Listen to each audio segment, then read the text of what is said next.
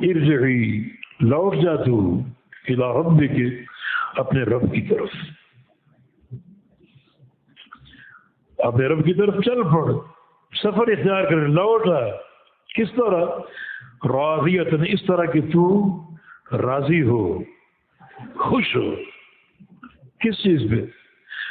اللہ تعالیٰ کی عطا ہے جو تو نے محنت کی، دنیا میں نیکیاں کی، اللہ نے تجھے جو ثواب دیا ہے اس ثواب کا مشاہدہ کر اور خوش خوش آ جا، اس ثواب کو دیکھ لے اللہ نے کیا تیار کیا، تجھے کیا دیا؟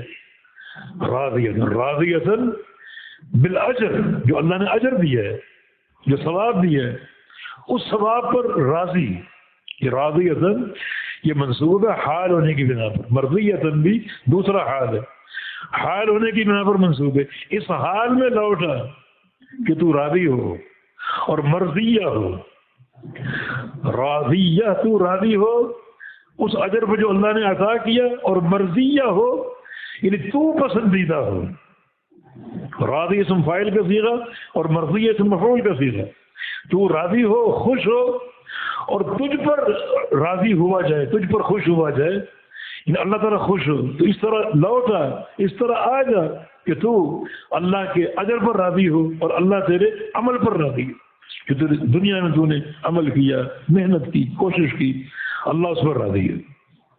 مرضیہ جنت کی ایک حور کا نام بھی، مرضیہ جنت کی حور کا نام، راضیۃ مرضیہ، تو اس طرح لوٹا کہ تو اللہ تعالیٰ کے اجر پر راضی اور اللہ تعالیٰ تجھ پر راضی۔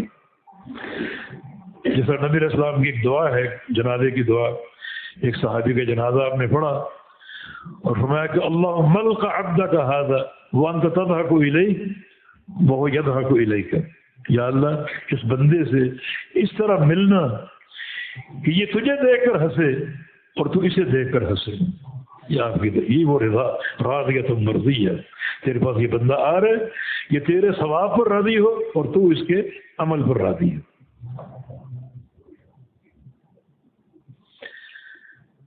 میاں باقر کا نام آپ نے سنا ہوگا، بہت بڑے ایک عالم تھے، اور جو بچیوں کا دینی ادارہ سب سے پہلے انہوں نے قائم کیا فیصلہ آباد میں، بڑے بزرگ اور اللہ کے ولی تھے۔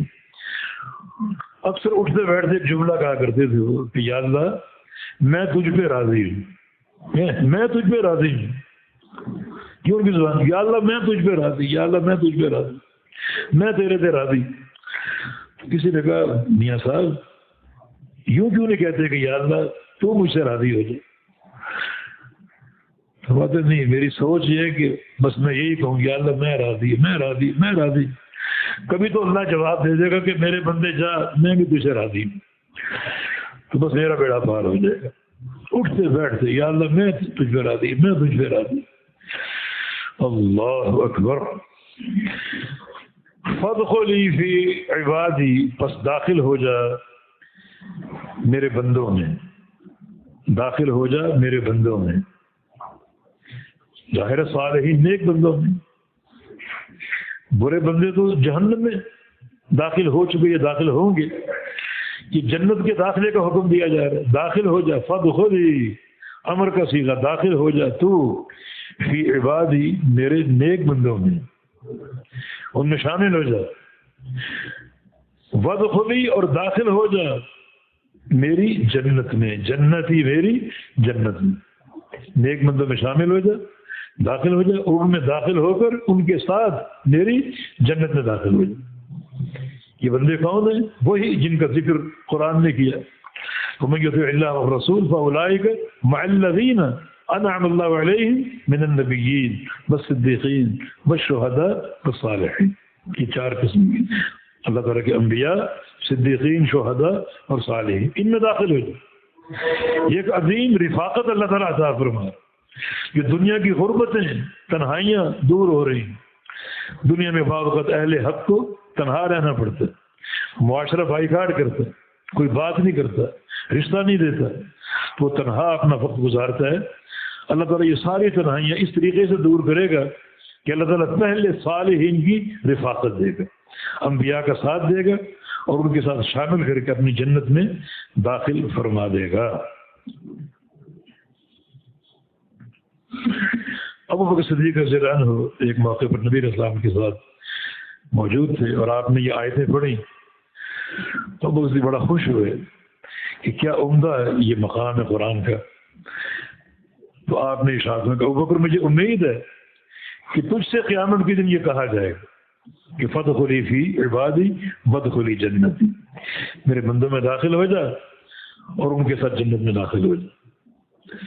حافظ کثیر نے نقل کیا کہ طائف میں عبداللہ بن عباس کا انتقال ہوا اور جب وہ فوت ہوئے اور ان کو دفن کیا گیا تو فضاؤں میں ایک آواز سنی گئی۔ وہ آواز کس کی طرف سے تھی اس کو دیکھا نہیں جا سکا، لیکن سب نے سنی ہے ان کی تدفین کے موقع پر۔ کیا آواز تھی؟ یا ایتھا النفس المطمئنہ ارجع الی ربک راضیۃ مرضیہ فادخلی فی عبادی وادخلی جنتی۔ یا اللہ ہمیں بھی ان بندوں میں شامل فرما لے جن سے قیامت کے دن یہ کہا جائے گا کہ فادخلی فی عبادی وادخلی جنتی۔ بارک اللہ فیکم، حفظکم اللہ۔